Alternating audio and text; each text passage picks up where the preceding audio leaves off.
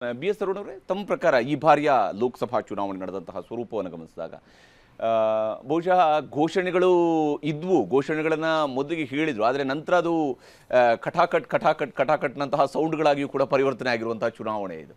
ಎಷ್ಟರ ಮಟ್ಟಿಗೆ ಇಂತಹ ಪ್ರಯತ್ನಗಳು ಜನರನ್ನು ಆಕರ್ಷಣೆ ಮಾಡೋದರಲ್ಲಿ ಸಾಧ್ಯ ಆಗಿದ್ದಾವೆ ಮತ್ತು ಎಷ್ಟರ ಮಟ್ಟಿಗೆ ಇದು ಚುನಾವಣೆಯ ಮೇಲೆ ಪರಿಣಾಮಗಳನ್ನು ಬೀರಿದೆ ಅಂತೇಳಿ ಅನ್ಸುತ್ತೆ? ಒಂದು ರೀತಿಯಲ್ಲಿ ನೋಡಿದರೆ ಇದು ಪರಿಣಾಮ ಹೇಗಾಗುತ್ತೆ ಅಂತ ಹೇಳೋದು ಸ್ವಲ್ಪ ಕಷ್ಟಕರವಾದದ್ದೇ. ನೋಡಿ, ಮೊದಲನೇ ಹಂತದ ಚುನಾವಣೆ ಮುಗಿದಾಗ ಅದೊಂದು 4% ಕಡಿಮೆ ಆಯಿತು ಟರ್ನ್ಔಟ್. ಸೊ ಎಲ್ಲ ಏನು ತಿಳ್ಕೊಂಡ್ರು ಅದಕ್ಕೆ ಪುಷ್ಟಿ ಕೂಡ ಇದೆ. ಏನಂದರೆ ಬಿ ಜೆ ಪಿದು ಏನು ಅವರು ತಮ್ಮ ಸರ್ಕಾರದ ಸಾಧನೆಗಳು, ಚುನಾವಣಾ ಪ್ರಣಾಳಿಕೆಯಲ್ಲಿ ಏನಿರ್ಬೋದು ಅದ್ರ ಬಗ್ಗೆ ಮಾತಾಡೋದು, ಇದನ್ನು ಮಾತಾಡ್ತಾಯಿದ್ರು ಮೊದಲನೇ ಹಂತದ ಚುನಾವಣೆಗೆ ಮುಂಚೆ. ಆದರೆ ಅದಾದಮೇಲೆ ಅವರ ವರ್ಷೆ ಪೂರ್ಣ ಚೇಂಜ್ ಆಯಿತು. ಅದು ಹಿಂದುತ್ವ, ಪೋಲರೈಸೇಷನ್, ಆಮೇಲೆ ಮುಸ್ಲಿಂ ರಿಸರ್ವೇಷನ್, ಇದ್ರ ಬಗ್ಗೆ ಅವರ ಒಂದು ಗಮನ ಜಾಸ್ತಿ ಹೋಯಿತು. ಮೋದಿಯವರು ಪದೇ ಪದೇ ಈ ವಿಷಯಗಳ ಬಗ್ಗೆ ಪ್ರಸ್ತಾಪ ಮಾಡ್ತಾ ಹೋದರು.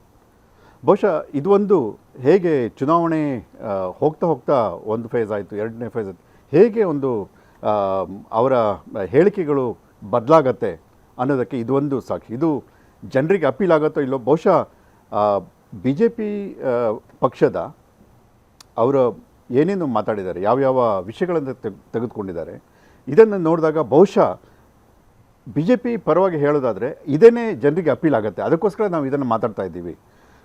ಎರಡನೇ ಫೇಸಿಂದ ಬಹುಶಃ 7ನೇ ಫೇಸ್ವರೆಗೂ ಕೂಡ ಅಜೆಂಡಾವನ್ನೇ ಜನ ಒಪ್ಕೊಳ್ತಾರೆ ಅನ್ನೋ ಒಂದು ಬಹುಶಃ ಅವರಿಗೆ ವಿಶ್ವಾಸ ಇದೆ ಅಂತ ಅಂದ್ಕೊಳ್ತೀನಿ. ಯಾಕೆಂದರೆ ಬಹುಶಃ ಕಳೆದ 2 ಚುನಾವಣೆಗಳಲ್ಲೂ ಕೂಡ ಬಹುಶಃ ಇದೇ ನಮಗೆ ಒಂದು ರೀತಿಯ ಗೆಲುವನ್ನು ತಂದು ಕೊಡ್ತು ಅಂತಲೂ ಅವರಿಗೆ ಅನಿಸಿದ್ದಿರ್ಬೋದು.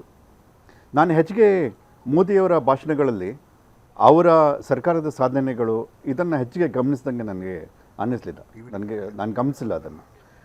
ಆದರೆ ಎಮೋಷನಲ್ ಇಶ್ಯೂಸ್ ಏನಿದೆ ಅದ್ರ ಬಗ್ಗೆ ಜಾಸ್ತಿ ಮಾತಾಡಿ. ಈವನ್ ಹೇಳಬೇಕು ಅಂದರೆ ಆರ್ಟಿಕಲ್ 370 ಅದು ಬಹುಶಃ ಚುನಾವಣೆಗೆ ಮುಂಚೆ ಇದೊಂದು ದೊಡ್ಡ ಇಶ್ಯೂ ಆಗುತ್ತೆ ಅಂತ ಅಂದ್ಕೊಂಡಿದ್ರು. ಆದರೆ ಅದು ಪ್ರಸ್ತಾಪಕ್ಕೆ ಬರಲಿಲ್ಲ, ಒಂದೆರಡು ಭಾಷಣಗಳನ್ನು ಬಿಟ್ಟರೆ. ಸೊ ಈ ರೀತಿ ಎಮೋಷನಲ್ ಫ್ಯಾಕ್ಟರ್ಸ್ ತುಂಬ ಇಂಪಾರ್ಟೆಂಟ್ ಆಗುತ್ತೆ ಅಂತ ಬಹುಶಃ ಬಿ ಜೆ ಪಿಗೆ ಅನಿಸಿರ್ಬೋದು. ಇನ್ನು ಕಾಂಗ್ರೆಸ್ ನೋಡೋದಾದರೆ, ಈಗ ತಾನೇ ಸುಭಾಷ್ ಹೇಳಿದರು ಅಬೌಟ್ ಕಾನ್ಸ್ಟಿಟ್ಯೂಷನಲ್ ಇಶ್ಯೂಸ್ ಅಂತ.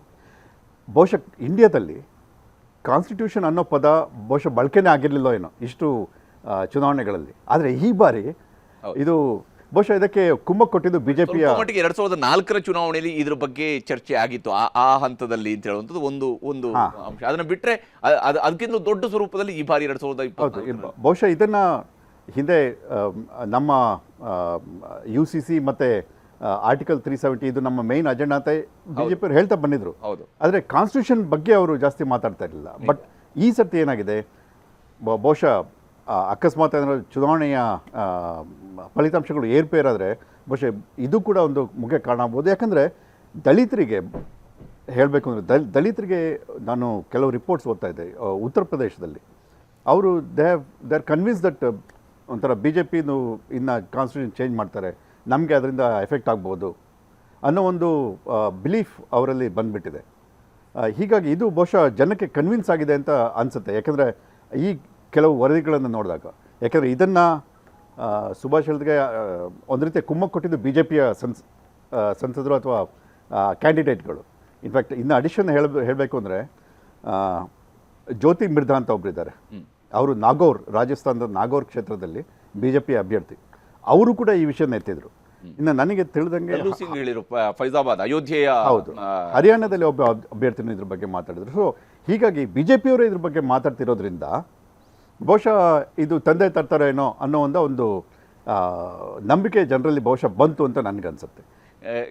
ಬಹುಶಃ ಈ ಬಾರಿ ತಮ್ಮ ಪಕ್ಷದ ಪ್ಯಾಂಪ್ಲೆಟ್ಗಿಂತ ಹೆಚ್ಚಾಗಿ ಸಂವಿಧಾನದ ಪ್ರತಿಯನ್ನು ಹಿಡ್ಕೊಂಡು ಓಡಾಡ್ತಾ ಇದ್ರು ಕಾಂಗ್ರೆಸ್ನ ನಾಯಕರು ಪ್ರತಿ ಚುನಾವಣಾ ಪ್ರಚಾರ ಸಭೆಯಲ್ಲಿ.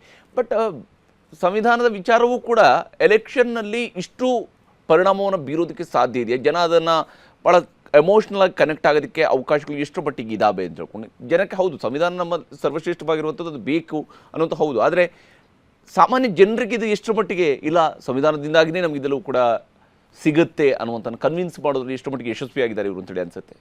ಯಶಸ್ವಿಯಾಗಿರೋ ಪ್ರಶ್ನೆ ಬಹುಶಃ ಕಷ್ಟ ಅನ್ಸುತ್ತೆ ಅದಕ್ಕೆ ಉತ್ತರ ಕೊಡೋದು. ಆದರೆ ಈ ಚುನಾವಣೆಯಲ್ಲಿ ಇದು ಎಷ್ಟು ಮಟ್ಟಿಗೆ ಬಳಕೆಯಾಯಿತು? ನೀವು ಹೇಳಿದಾಗೆ ಚುನಾವಣಾ ಕಾನ್ಸ್ಟಿಟ್ಯೂಷನ್ ಪ್ರತಿಗಳನ್ನು ಜನ ಈ ಅಭ್ಯರ್ಥಿಗಳು ಕಾಂಗ್ರೆಸ್ ಮತ್ತು ಬೇರೆ ಪಕ್ಷಗಳ ಅಭ್ಯರ್ಥಿಗಳು ಹಿಡ್ಕೊಂಡು ಹೋಗ್ತಾ ಇದ್ರು, ಅದ್ರ ಬಗ್ಗೆ ಮಾತಾಡ್ತಾ ಇದ್ರು. ಇದೆಲ್ಲ ಮತ್ತೆ ಇದನ್ನು ಹೇಳ್ತಿದ್ದಾರೆ ಅಂದರೆ ಬಹುಶಃ ಇದನ್ನು ಜನರ ಹತ್ರ ತಗೊಂಡು ಹೋಗೋದಕ್ಕೆ ಬಹಳ ಪ್ರಯತ್ನ ಮಾಡ್ತಿದ್ದಾರೆ ಈ ಇಂಡಿಯಾ ಪಕ್ಷಗಳು ಅಂತ ನನಗನ್ನಿಸ್ತು. ಆದರೆ ಅಶೋಕ್ ಬರ್ತೀನಿ ಅಶೋಕ್ ಖಂಡಿತ ನಿಮ್ಮನ್ನು ಮಾತಾಡಿಸ್ತೀನಿ. ಬಿಜೆಪಿಯವರು ಮಾತಾಡಿಸಲೇಬೇಕು ಈ ವಿಚಾರಗಳಲ್ಲಿ.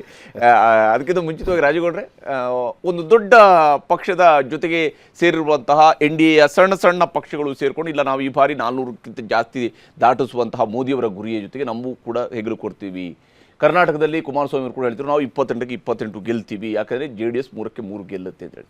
ಎಷ್ಟು ಮಟ್ಟಿಗೆ ವಿಶ್ವಾಸ ಇದೆ? ಚುನಾವಣೆ ಇದೆಲ್ಲವೂ ಕೂಡ ನಡೆದಂತಹ ಸ್ವರೂಪವನ್ನು ನೋಡಿದಾಗ ಮತ್ತು ಇಡೀ ದೇಶಕ್ಕೆ ಈ ಬಾರಿ JDSಸೇ ಒಂದು ಚುನಾವಣಾ ವಸ್ತುವಾಗಿಯೂ ಕೂಡ ಪರಿಣಾಮ ಬೀರ್ತು. 2ನೇ ಹಂತದ ಮತದಾನದ ನಂತರ 3ನೇ ಹಂತಕ್ಕೆ ಬಂದಾಗ ಇಡೀ ದೇಶ, ನಾನು ವಿಡಿಯೋಗಳನ್ನು ನಾವು ನೋಡ್ತಿದ್ವಿ, ಉತ್ತರ ಪ್ರದೇಶದಲ್ಲಿ ಯಾವುದೋ ಒಂದರಲ್ಲಿ ಅಲ್ಲಿ ಒಂದು ಪ್ರೋಗ್ರಾಮ್ ನಡೆಸಿದರೆ, ಚಾನೆಲ್ಗಳವರು ಪ್ರೋಗ್ರಾಮ್ ನಡೆಸಿದರೆ ಮಾತು ಶುರುವಾಗಿರುವಂಥದ್ದು ಕಾಂಗ್ರೆಸ್ನ ಕ್ಯಾಂಡಿಡೇಟ್ಗಳಿಂದ ಶುರುವಾಗಂಥ ಮಾತೇ ಕರ್ನಾಟಕದಿಂದ ಶುರುವಾಗಿತ್ತು.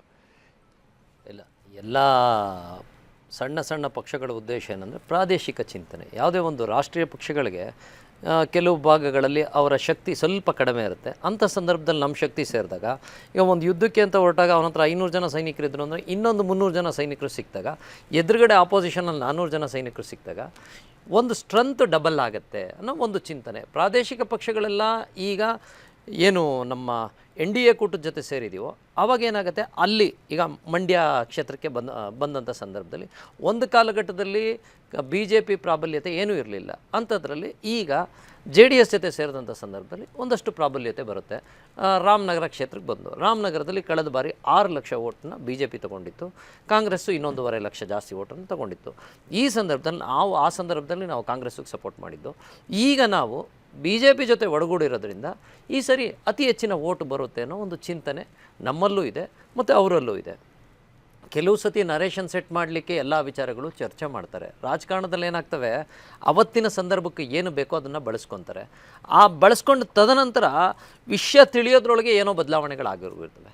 ಸತ್ಯನ ಆಳವಾಗಿ ಇಳಿಬೇಕಾಗತ್ತೆ ಕೆಲವು ಸಂದರ್ಭದಲ್ಲಿ. ಕೆಲವು ಸತಿ ಆಳವಾಗಿ ಇಳಿಯೋಕ್ಕೂ ಮುಂಚೆನೇ ಅದನ್ನು ರಾಜಕೀಯವಾಗಿ ನರೇಷನ್ ಸೆಟ್ ಮಾಡಿಕೊಂಡು ಕಾರ್ಡ್ ಪ್ಲೇ ಮಾಡೋಕ್ಕೆ ಪ್ರಯತ್ನಗಳು ಎಲ್ಲ ಪಕ್ಷಗಳು ಮಾಡ್ತವೆ. ಇಲ್ಲಿ BJP ಅಲ್ಲ, ಕಾಂಗ್ರೆಸ್ ಅಲ್ಲ, JDS ಅಲ್ಲ, ಎಲ್ಲ ಪಕ್ಷಗಳು ಮಾಡ್ತವೆ. ಆ ಸಂದರ್ಭದಲ್ಲಿ ಜನ ಹೇಗೆ ರಿಯಾಕ್ಟ್ ಮಾಡ್ತಾರೆ ಅನ್ನೋದು ಕೂಡ ಕೌಂಟ್ ಆಗ್ತದೆ. ಆಮೇಲೆ ಎಲ್ಲದಕ್ಕಿಂತ ಹೆಚ್ಚಾಗಿ ಬದಲಾವಣೆ ಡೆವಲಪ್ಮೆಂಟ್ಸ್ ಏನಾಗಿದೆ, ಆಮೇಲೆ ಜನಗಳ ಮನಸ್ಸಿನಲ್ಲಿ ಆಳದಲ್ಲಿ ಆಡಳಿತ ಮಾಡ್ತಾ ಇರೋವಂಥ ಸರ್ಕಾರಗಳು ಎಷ್ಟು ಮಟ್ಟಿಗೆ ಇಳಿದಿದ್ದಾವೆ ಅನ್ನೋದು ಕೂಡ ನೋಡಬೇಕಾಗತ್ತೆ. ಈಗ ಕಾಂಗ್ರೆಸ್ ಇತಿಹಾಸ ತಗೊಂಡ್ರಂಥವ್ರು ಸುಮಾರು 70 ವರ್ಷ ಇತಿಹಾಸದಲ್ಲಿ ಒಂದು ಕಾಲದಲ್ಲಿ ಎಲ್ಲವನ್ನೂ ಕಳ್ಕೊಂಡಂಥ ಕಾಂಗ್ರೆಸ್ಸು, ಸ್ವತಃ ಇಂದಿರಾ ಗಾಂಧಿಯವರು ಕೂಡ ಸೋತಂಥ ಉದಾಹರಣೆ ಇದ್ದಾವೆ. ಅಲ್ಲಿಂದ ಆಚೆಗೆ 400 ಸೀಟ್ಗಿಂತ ಹೆಚ್ಚು ಬಂದಂಥ ಉದಾಹರಣೆ ಇದೆ. ನಾವು ಯಾವ ರೀತಿ ಕೆಲಸ ಮಾಡ್ತೀವಿ, ಯಾವುದೋ ಒಂದು ಕ್ಷೇತ್ರದ್ದು ಇಡೀ ರಾಜ್ಯಕ್ಕೆ ಪರಿಣಾಮ ಬೀರುತ್ತೆ ಅನ್ನೋದು ಎಲ್ಲೋ ಒಂದು ಕಡೆ ಕುಹಕದ ಯೋಚನೆ ಅನ್ನೋ ಮಟ್ಟಕ್ಕೆ ನನ್ನ ಚಿಂತನೆ. ಯಾಕಂದ್ರೆ ಒಂದು ಕ್ಷೇತ್ರನ ಕನ್ಸಿಡರೇಷನ್ ಮಾಡ್ಲಿಕ್ಕೆ ಆಗಲ್ವಲ್ಲ. ಅದರ ಬಗ್ಗೆ ಉತ್ತರವನ್ನು ನಿಮ್ಮ ಹತ್ರ ಪಡ್ಕೊಳ್ತೀನಿ ನಾನು. ಯಾಕಂದ್ರೆ ಆ ವಿಚಾರವೇ ಈ ಬಾರಿಯ ಚುನಾವಣೆಯಲ್ಲಿ ಬಹಳ ಪ್ರಮುಖವಾಗಿದ್ದಂತಹ ವಿಷಯಗಳೇ ಅದು. ಒಂದು ಹಿಂದೂ ಮುಸ್ಲಿಂ ವಿಚಾರಗಳು, ಮುಸ್ಲಿಮರಿಗೆ ಆಸ್ತಿಯನ್ನು ಹಂಚಿಕೆಯನ್ನು ಮಾಡ್ತಾರೆ ಅನ್ನುವಂತಹ ವಿಚಾರ ಇರ್ಬೋದು, ಅಥವಾ ಮುಸಲ್ಮಾನರಿಗೆ ರಿಸರ್ವೇಷನನ್ನು ಕೊಡ್ತಾರೆ ಅನ್ನುವಂತಹ ವಿಚಾರ ಇರ್ಬೋದು. ಇವುಗಳು ಒಂದು ಕಡೆಯಲ್ಲಿ ಚರ್ಚೆ ಆಗ್ತಿತ್ತು. ಇನ್ನೊಂದು ಕಡೆಯಲ್ಲಿ ಸಂವಿಧಾನದ ಮೇಲೆ ದಾಳಿ ಆಗ್ತಾ ಇದೆ, ಸಂವಿಧಾನದ ರಕ್ಷಣೆಯ ಹೋರಾಟ ಇದು ಅನ್ನುವಂಥದ್ದು ಮತ್ತೊಂದು ಕಡೆಯಲ್ಲಿ ಸಾಗಿರುವಂತಹ ಚುನಾವಣೆಯ ಅಜೆಂಡಾ ಆಗಿತ್ತು ಈ ಬಾರಿಯಲ್ಲಿ. ಮತದಾನೋತ್ತರ ಸಮೀಕ್ಷೆ ಫಲಿತಾಂಶವನ್ನು ನೋಡುವಂತಹದ್ದನ್ನು ಇನ್ನೇನು ಸ್ವಲ್ಪ ಹೊತ್ತಿನಲ್ಲಿ ನಾನು ನಿಮಗೆ ತೋರಿಸ್ತೀನಿ. ಕಂಪ್ಲೀಟ್ ಆಗಿರುವಂತಹ ಒಂದು ವರದಿ ನಿಮಗೆ ಸಿಗ್ತಾ ಹೋಗುತ್ತೆ. ಕರ್ನಾಟಕ, ತಮಿಳುನಾಡು, ಕೇರಳ, ತೆಲಂಗಾಣ, ಆಂಧ್ರ ಪ್ರದೇಶ, ದಕ್ಷಿಣ ಭಾರತದ ರಾಜ್ಯಗಳಲ್ಲಿ ಯಾವ ರಾಜ್ಯಗಳಲ್ಲಿ ಯಾರಿಗೆ ಎಷ್ಟು ಸೀಟುಗಳು ಬಂದಿದ್ದಾವೆ ಅನ್ನೋದನ್ನ ಸ್ವಲ್ಪ ಹೊತ್ತಿನಲ್ಲಿ ನಿಮಗೆ ಹೇಳ್ತೀನಿ. ಕನ್ನಡಿಗರ ನೆಚ್ಚಿನ ನ್ಯೂಸ್ 18 ಕನ್ನಡ ಈಗ ವಾಟ್ಸ್ಆಪ್ನಲ್ಲೂ ಲಭ್ಯ.